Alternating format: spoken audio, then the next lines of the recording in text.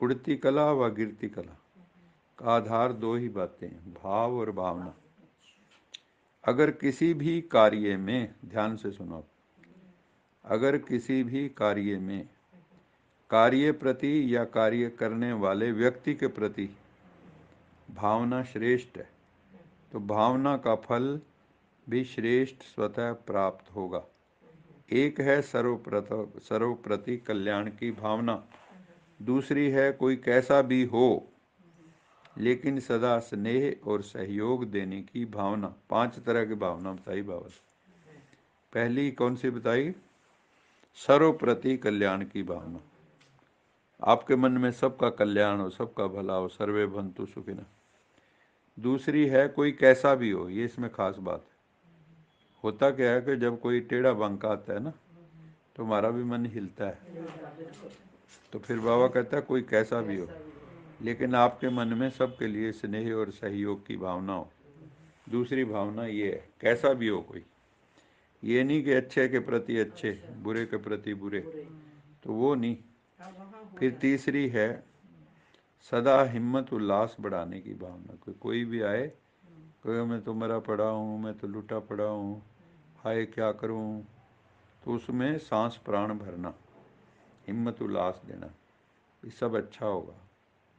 दिल बड़ा करना हर एक का, है ना। जो दिल बुझा होता है ना, कई बार उदास होता है, तो उनकी उदासी दूर करना। भी फ़ोन आया था आप लोगों के आने से पहले, एक बुजुर्ग हैं, वीडियो कॉल थी उनकी, वो नेहा नहीं करवाई, तो कहती भी उनको डॉक्टरों ने सारों ने जवाब दे दिया यहाँ हड्डी में प्रॉब्लम है, तो वो कहते हैं अगर ऑपरेशन किया तो ये पैरालिसिस हो सकता है। अब वो उसकी जीवन हो रही मुश्किल, वो शरीर भी भारी है। तो वो भी मेरे से बात कर रहा था, तो उसको मैं हौसला दे रहा था भी ठीक हो जाओ। तो कहता है रोज मैं 2 मिनट आपसे ना फ़ोन किया करूँगा। मैं कह जरूर कर। चौथी है कोई कैसा भी हो लेकिन सदा अपनेपन की भावना। ये समझे, ये कर सकते हो? ये आसान नहीं है। और 5वीं है इन सब का फाउंडेशन आत्मिक स्वरूप की भावना, सबके प्रति आत्मिक भाव। कौन कौन सी 5 बताई? पहली थी सर्व के प्रति कल्याण की भावना, दूसरी दूसरी दूसरा कोई कैसा भी हो तो भी आपकी भावना में अंतर नहीं आना चाहिए, अंतर नहीं आना उनको, बल्कि स्नेह सहयोग देना। तीसरी है हिम्मत उल्लास बढ़ाना, हिम्मत उल्लास बढ़ाना कोई भी हो। चौथी है कैसा भी हो लेकिन सदा अपनेपन की भावना। कईयों में हिम्मत उल्लास बढ़ाओ, अपनेपन की भावना। जैसे कोई आए, आप उसको ऐसे गले लगा लो तो कई लोग इतने में ही राजी हो जाते है ना। और कई होते हैं छी छी छी छी छी छी छी, दूर से छी छी। तो एक कोई होते हैं गले लगा लेते हैं। कई गले लगाने से ना क्या करते हैं अंदर, लेकिन सदा अपनेपन की भावना। और 5वीं है कौन सी थी? सबका फाउंडेशन आत्मिक रूप की भावना। इनको कहा जाता है, बाबा ने कहा ये सब हैं सद्भावनाएं या पॉजिटिव भावनाएं। ये जो 5 तरह की बताई बाबा ने, ये सद्भावना है या सकारात्मक पॉजिटिव भावना है। तो अव्यक्त बनना अर्थात ये सदा सर्व के प्रति सद्भावना रखना। अगर इन सद्भावनाओं के विपरीत हैं तब ही व्यक्त भाव अपनी तरफ आकर्षित करता है। व्यक्त भाव का अर्थ है इन 5 बातों के नेगेटिव, अर्थात विपरीत स्थिति में रहना। अगर आप इसके विपरीत चलते हो तो व्यक्त भाव है, तो आप नेगेटिव हो, व्यक्त हो, व्यक्त। अव्यक्त में नहीं होगा ये। इसके विपरीत को तो स्वयं ही जानते हो, वर्णन करने की आवश्यकता नहीं। जब भावना विपरीत होती है तो अव्यक्त स्थिति में स्थित नहीं हो सकते। माया के आने के विशेष यही दरवाजे हैं, यही 5 दरवाजे हो गए। किसी भी विघ्न को चेक करो, उसका मूल आधार मतलब प्रीत की बजाय अगर विपरीत भावनाएं हैं, भावना पहले संकल्प रूप में होती है, मन में विचार उठेगा, फिर बोल में आती है, उसके बाद कर्म में। जैसी भावना होगी वैसे व्यक्तियों के हर एक चलन व बोल को उसी भाव से देखें, सुनेंगे व संबंध में आएंगे। भावना से फिर भाव बदल जाता है। सुन लो भैया, भावना से क्या है, भाव बदल जाता है। अब बाबा ने उदाहरण दिया, अभी कई बार समझ नहीं आती भाव और भावना में क्या अंतर। अगर किसी आत्मा के प्रति किसी भी समय आपके मन में ईर्ष्या की भावना है, मान लो, अर्थात अपनेपन की भावना नहीं है, तो क्या होगा?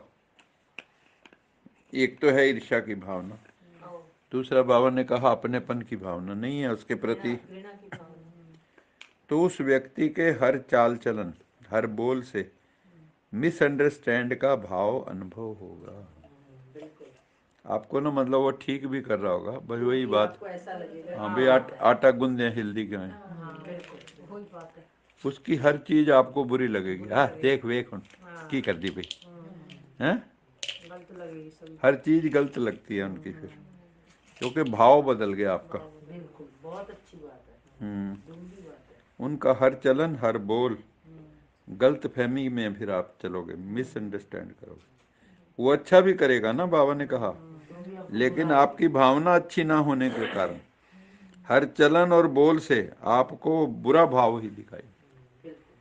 तो ज्यादातर है ना कमाल की बात? है ना, इसलिए फिर लोग रिजर्व हो जाते हैं। जो हमारी भावना अच्छी होगी, चाहे वैसे गलत भी बोल जाए, लेकिन तो हमारे को अच्छा लगेगा, अच्छा लगेगा, मीनिंग समझ आएगा। हाँ, ऑटोमेटिकली। तो भावना भाव को बदलने वाली। तो चेक करो कि हर आत्मा के प्रति शुभ भावना, शुभ भाव रहता है। भाव को समझने के अंतर पड़ने से मिसअंडरस्टैंडिंग माया का दरवाजा खोल देती है। अव्यक्त स्थिति बनाने के लिए विशेष अपनी भावना और भाव को चेक करो, तो सहज अव्यक्त स्थिति में विशेष अनुभव करते रहेंगे। कई बच्चे अशुद्ध भावना वह अशुभ भाव से अलग भी रहते हैं, लेकिन एक है शुभ भाव और भावना, दूसरा है, अब देखो भावना के भी आगे बात बताया, एक है शुभ भाव और भावना, दूसरी है व्यर्थ भाव और भावना, व्यर्थ। तीसरी है साधारण भावना वह भाव, क्योंकि हाँ, लेकिन ब्राह्मण बाबा ने कहा सेवा भाव, 24 घंटे आपके मन में कोई भी आत्मा मिले, अगर आपके मन में उसके प्रति सेवा भाव है ना, तो सारी कैंसिल हो जाएंगी। उसमें अपनापन भी, पांचों तरह की भावनाएं, आसान है ये। आप ये सिर्फ इतने ही चेक करो भी मेरा उसके प्रति सेवा भाव है या घृणा आ रही है, ईर्ष्या आ रही, क्या रहा है। तो बाबा सेवा पे योग एंड सेवा बाबा, इसीलिए उस पे तो साधारण भावना व साधारण भाव नुकसान तो नहीं करता, भी साधारण आप जैसे ऑर्डिनरी लाइफ, नुकसान तो नहीं, लेकिन जो ब्राह्मण जीवन का कर्तव्य है शुभ भावना से सेवा भाव, वो नहीं फिर कर सकते। इसलिए ब्राह्मण जीवन में जो सेवा का फल जमा होने का विशेष वरदान, उसका अनुभव नहीं कर सकेंगे। सेवा का फल फिर मेवा नहीं मिलेगा। तो साधारण भावना और भाव को भी श्रेष्ठ भावना श्रेष्ठ भाव में परिवर्तित करो। क्या कहा? साधारण भावना और साधारण भाव को श्रेष्ठ भावना और श्रेष्ठ भाव में परिवर्तित करो, चेक करो तो चेंज करेंगे और अव्यक्त फरिश्ता बाप समान सहज बन जाएंगे। तो समझा अव्यक्त वर्ष कैसे मनाना है? ठीक है।